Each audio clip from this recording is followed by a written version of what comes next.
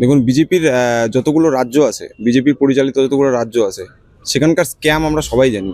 যে পরিমাণে স্ক্যাম বিজেপির রাজ্যগুলোতে হয়েছে, তাদের এই কথা বিশেষ করে পশ্চিমবাংলায় এসে বলা মানায় না। কারণ তারা কেউই ধোয়া তুলসী পাতা না, এবং তাদের প্রত্যেকেই দুর্নীতিবাজ। আপনারা দেখেছেন যে কিছুদিন আগে রাকেশ সিং, যাকে যে জেল খাটা আসামি, তাকে জেল থেকে বের করে নিয়ে এসে তাকে প্রার্থী করেছে বিজেপি।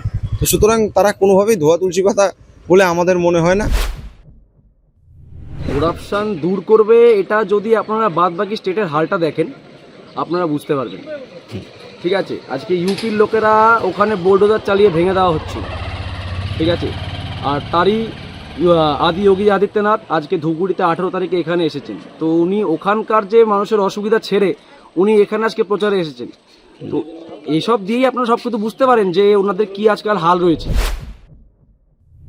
আসামের যে মুখ্যমন্ত্রী আছে সে সবচেয়ে দুর্নীতিগ্রস্ত লোক ভারতবর্ষের মধ্যে, এবং যে নেতৃত্ব দিচ্ছে বিরোধী দলনেতা শুভেন্দু অধিকারী, সে দুর্নীতিতে যুক্ত। তার ভিডিও প্রকাশ আমরা দেখেছি জনগণনার সমস্ত মিডিয়ার মাধ্যমে।